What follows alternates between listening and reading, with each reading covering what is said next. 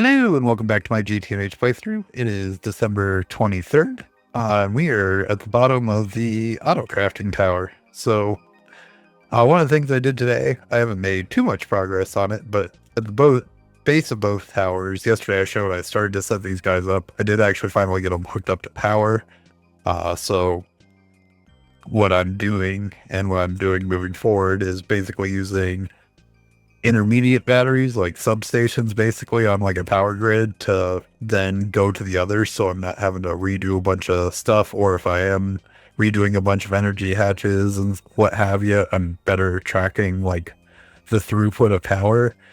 So the idea will be all the substations will be either 64 or if I utilize lasers for more intense processes like higher amperage, and then these guys will be 64 of the next tier down, with the exceptions of like processes that need the current tier or that I have access to, which usually isn't a lot for auto crafting. And then those will, just basically trying to get myself better for amperage so I'm not running into power issues while auto crafting. I did the main motivation for me getting this done though was because everything was incredibly polluted after just the one day of this one, and then its mirror image on the other side being turned off. So I want to get them turned on, so that motivated me. But I have not run the network of this guy and made the swap to changing over where all the power's coming from or where all the P2P networks are. So that'll take a little bit of work and it just can't be crafting anything while that's happening because everything will get basically turned off while I'm making the swap overs. So the main bulk of what I did today is over here in the auto crafting area, or the like mass auto crafting as I'm calling it. First of which is, actually we'll come back to this. The main thing is I only set up the inside of one new building, which is this whole shenanigans, which is my volcanus. I think I call them pyrothum heaters or something yesterday, but yeah, all my volcanuses. Pretty similar setup to the other stuff, where down below I've got the different fluids. In this case, a little more complicated because I need both xeon as well as blazing pyrothum going to each of the 12 of these things, as well as energy. So the energy is on its own little sub-network, although I didn't color it, but like this would be a different color than this guy, which is down here bringing in these two things. Then up here, just to try to save one thing, I don't know why I never considered this before. It's so simple and straightforward, but like, if you look at some of my older auto crafting, and I can show it off, I have all the output buses going to Ender.io conduit, which then like go to an export bus, versus this kind of route where I just have everything export on a subnetwork, with the only place for it able to go is to a storage bus on a dual interface to kick it back to the main network, which is way faster and I assume TPS friendly. I don't really have too much TPS issues, but it just seems like, I don't know why I didn't think of doing this before. It's such a simple solution to save on channels and also get everything in without having to mess around with Ender.io stuff at the same time. So one of the things I did, just to say, because I knew I would have to upgrade it sooner than later anyways, is all these guys are overclocked UV, whereas my current, I only had 4 were overclocked CPM. So already this was going to be a massive power drain compared to what I could handle before. Now, for example, before, if everything was running, power grid was fine. If all 12 of these guys are running, it takes about 22 million EU per tick. So I did have to address that, which did over here. So obviously this guy is a XL super turbine, or supercritical turbine, for supercritical steam. Unlike the one that's underneath the power plant, that's the main power for the base, this guy is on large turbines, done in loose mode. That way, and this guy is also my first thing where I've actually utilized the laser hatches and look up how to use, because I'd never messed with these before. Originally I tried doing air in between, but that didn't work. And the way you set these up is use these vacuum pipes, and it can only be a straight line unless you have a mirror apparently for the bend. And then when you lay them down, you also have to paint them with like the spray can to actually have them connected. So this guy, however, is only set to go off on an RS latch, specifically on this battery. So majority of the time, this thing is going to be just running off the main battery, which is running with turbines on type mode. And if we look up here, I don't really have anything crafting, but normally right now, anyways, I'm usually rocking like 1 or 2 million in and out, which is perfectly fine. However, if I start doing a big craft, I'm realistically, this outright here is going to be closer to 22 million, like I said, or higher. This thing will kick on if specifically this battery goes low, and this thing produces 72 million EU per tick, or 77, one of the two.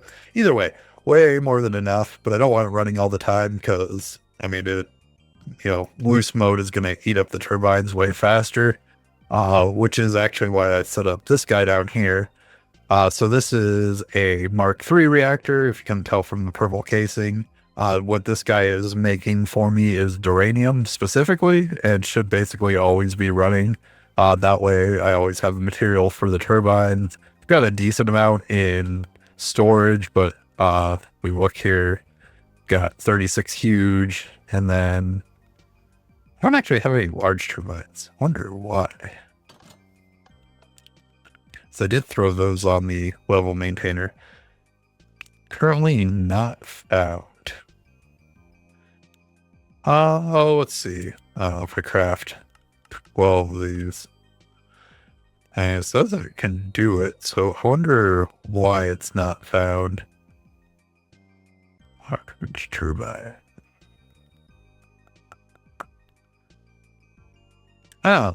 Problems for future me to figure out, I guess. One of the other things I upgraded, because I know I'm going to need it soon, is I did upgrade this guy to UV.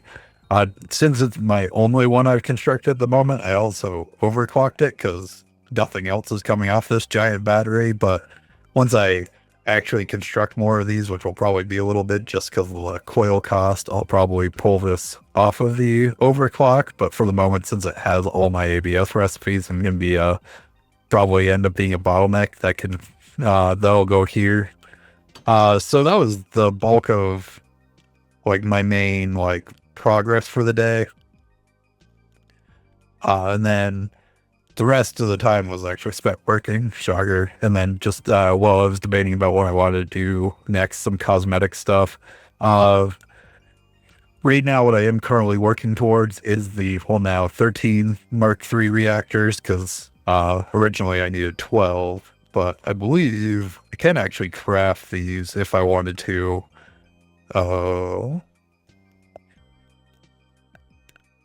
Oh, that was the Mark II. That's why. It's like, I don't know why that would be an issue. I don't have those. I haven't fixed that recipe yet. So I can craft these, but the thing I'm actually missing out on is to set up the fusion reactors I need. I need to be able to craft 448 of these guys, which I'm pretty sure I'm still short on. Yeah, I'm short on ruthenium dust, 25k. So that's the last thing that I'm actually like short on item wise before being able to craft that major craft I want to do.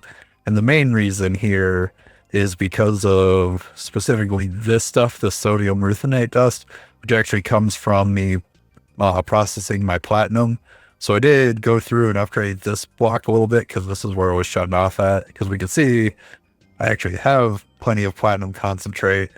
And if this is actually going down, it means that I need to go fix my B stuff, because before I was out of room for platinum concentrate.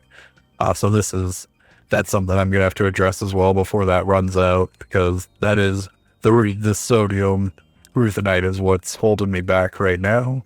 But to get this to also process faster though, I'm also short on ammonium chloride at the moment.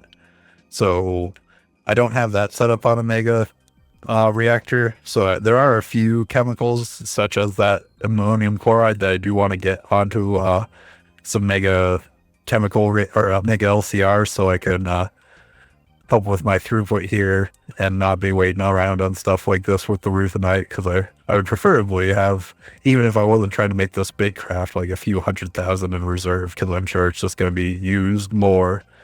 But yeah, aside from that, it was a pretty straightforward day. Like I said, just mainly cracking away at expanding over here. Next up, for the next building, like I said yesterday, I want to do autoclaves, and then circuits, I think, will be the next things I drop down for mass auto crafting and mass throughput. But I did have to spend some time today to make sure I could my power grid and my substation here for this part of the power grid could handle it, so I'm not putting myself in a bad spot by moving everything over and then suddenly running out of power and not being able to work. So yeah, appreciate anybody for watching. I should still have a video tomorrow, even though it's Christmas Eve. And I think actually the main thing, my goal for tonight, kind of rambling a little, but I did not upgrade to 2.8.4 yet today, so I'll probably do that after I upload this video. And I'm hoping, for me personally, that it I have, not on this computer, but on my other computer, I keep having texture issues where if I play too long, my textures disappear. Keep hoping for that to be fixed, or so that's really the only thing I'm looking for in the update, and see if hopefully we've addressed that. But otherwise, yeah, I hope everybody has a good night, and I will see you tomorrow. Goodbye.